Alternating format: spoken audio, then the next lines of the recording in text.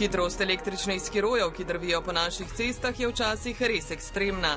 To je posnetek voznika, ki ga je 11. maja letos ujela samodejna merilna naprava v Ljubljani. Na električnem skiroju je dirjal kar 90 km/h po sredini Dunajske ceste. Prehitrih voznikov je, predvsem v centru mesta, vedno več.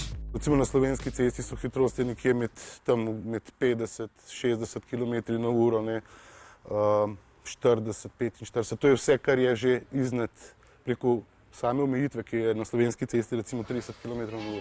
Višje hitrosti pomenijo tudi več težjih poškodb, predvsem glave, možganov, obraza, dolgih cevastih kosti ter poškodbe medenice in hrbtenice. Te so primerljive s tistimi, ki jih utrpijo motoristi. Tukaj imamo prikaz hude poškodbe glave z hematomom v možganovini. Taka poškodba lahko pušča trajne posledice, Tudi, kot smo rekli, rehabilitacija lahko traja zelo dolgo časa. Potem imamo odprt zlom goleni, kar pomeni, da je kost pogledala navzven skozi kožo, kar seveda lahko vodi v dodatne zaplete v smislu infekta te kosti. Tudi rehabilitacija take poškodbe traja ponavadi več mesecev. Vse več je poškodb, ko vozniki skirojev trčijo v pešce. Vse več pa je tudi poškodovanih otrok mlajših od 10 let, ki električnega skiroja sploh ne bi smeli voziti. Trk z visoko hitrostjo z električnim skirojem v trdo podlago je ekvivalent padcu z drugega nadstropja in ne poznam starša, ki bi otroka peljal v drugo nadstropje na balkon brez ograje in mu rekel, da se tam igra. Tako da odgovornost do tega je tu približno enaka, ampak ene stvari so bolj razumljive, ene so pa manj razumljive. Številni vozniki skirojev, sploh mladi, ne uporabljajo čelade, ki bi lahko omilila resne poškodbe glave. In tudi če jo, ni nujno, da v padcu ne bo poškodb. Morda je tudi določena specifika, da večina teh, ki uporabljajo čelado pri skirojih, ne uporablja čelado, ki zaščiti obraza. Zato še vedno opažamo relativno veliko poškodb obraza z številnimi zlomi, z poškodbo zobovja, z poškodbo spodnje čeljusti. Tako da vseeno na tem mestu morda opozorilo, da se uporablja čelada, ki zaščiti tudi obrazni del glave. Večja je obsežnost poškodb v možganih, več je krvavitev in udarnin v možganih, težje so posledice. Te grejo seveda lahko tudi od takih, kjer pravzaprav omogočajo celo vključevanje nazaj v aktivno samostojno življenje, tudi v poklic. Seveda tiste najhujše možganske poškodbe pa seveda pomenijo popolno gibalno nesamostojnost, se pravi odvisnost od vozička, nesamostojnost v dnevnih aktivnostih, se pravi popolno odvisnost bolnika od nege svojcev.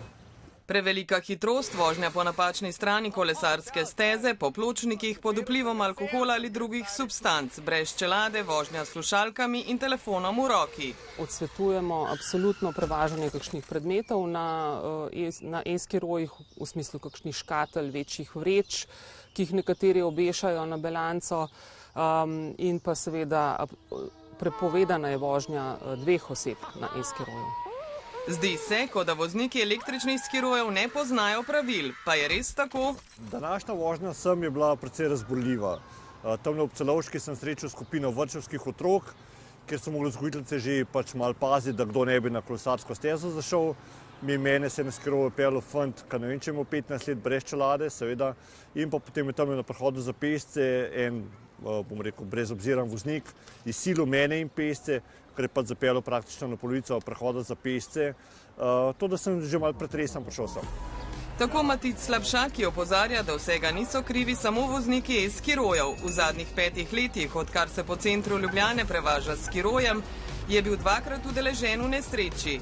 Prvič se je zaradi nepazljivosti voznice zaletel v osebni avtomobil, drugič pa je med vožnjo po tej kolesarski stezi preden nenadoma stopil pešec.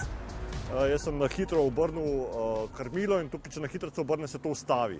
To, da me je vrgel dobesedno čez balanco, s čelado, očala so šla po svoje, telefon je šel po svoje, tako da sem v bistvu očala si takrat skrivil in sem jih mogel pol menjati.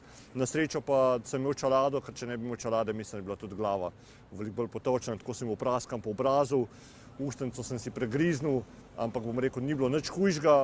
V središču mesta, zlasti v območju za pešce, je tudi največ kršitev, ki jih zaznajo ljubljanski mestni redarji. Predvsem pa v območju za pešce vozijo največkrat, pa v večini primerov v višji hitrosti, pa v večji hitrosti, kot je pa gibanje pešcev, kot je to določeno za zakonodajo. Zaradi tega pač prihaja tudi do ogrožanj, do različnih situacij, ko postanejo potem tudi že nevarne in največkrat so to nevarne za najranljivejše udeležence cestnih prometov.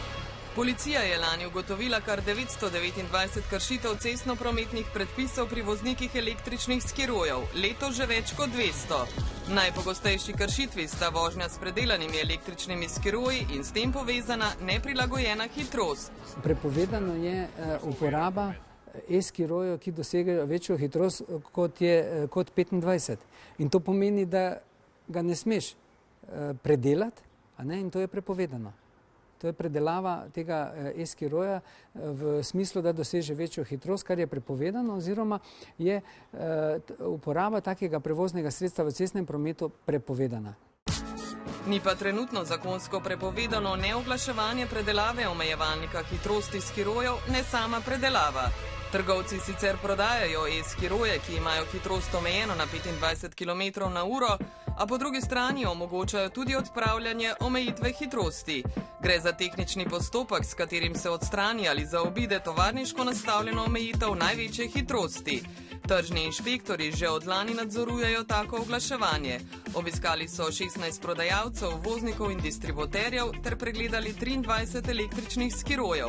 Opažamo, da v nekaterih primerih ni bilo ustrezno opozorilo kupcem glede morebitne izgube pravic po zakonu o varstvu potrošnikov do domače garancije in v 50% primerov ni bilo ustrezno opozorilo potrošnikom glede prepovedi uporabe električnih skirojev v javnem prometu, katerih hitrost presega 25 km. Poklicali smo več slovenskih prodajalcev e-skirojev, prav nihče ni želel pred kamero, češ da je trenutno preveč negativne kampanje proti e-skirojem, pa tudi ker se bojijo obiska tržne inšpekcije.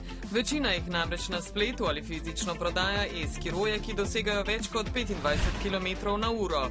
Vsi imajo sicer hitrost tovarniško omejeno, vendar jih večina nudi storitev odpravljanja omejitve. Nekateri, če pogledate spletne strani, so kar resno pristopili k temu, malo ustrezno opozorilo oziroma se mora podpisati določene izjave. Važno je, da uporabniki električnih skirojev vejo, da takšne električne skiroje ne smejo uporabljati v javnem prometu, da ga lahko le na domačem dvorišču in da so takšni električni skiroji nevarni za uporabnike. Tu je tudi pravna odgovornost, saj namreč kdo uporablja električni skiroj, ki gre več kot 25 km v javnem prometu, tudi s tem stori prekršek. Policisti e-skirojev ne morejo peljati na izredni tehnični pregled, zato bodo po novem uporabljali prenosno napravo za merjenje hitrosti. Z njeno pomočjo bodo ugotavljali, ali e-skiro presega najvišjo dovoljeno hitrost 25 km/h in lahko ga bodo tudi izločili iz prometa. Ko skiro zaženemo v pogon, ga pristavimo k merilnim valjem. Merilni valji simulirajo trenje in pa upor voznika. Ko doseže končno hitrost, prenehamo z meritvijo in sam postopek meritve je zaključen, sledi vnos podatkov v poročilo in spis poročila o opravljeni meritvi. Osnovno usposabljanje po vzoru kolesarskega izpita, dvig minimalne starosti za vožnjo na vsaj 15 ali celo 16 let, evidenca oziroma registracija e-skirojev, odvzem tehnično neustreznih vozil ter več pooblastil policiji, redarstvu in inšpekcijskim službam pri nadzoru e-skirojev. To so glavni predlogi za spremembo zakonodaje do leta 2030. Po našem mnenju bi bila zagotovo zelo koristna uvedba obveznega zavarovanja in pa uvedba zaščitne čelade, ker bi pač to pomenilo prvič nek malo boljši nadzor nad vozniki e-skirojev in pa njihovo zaščito.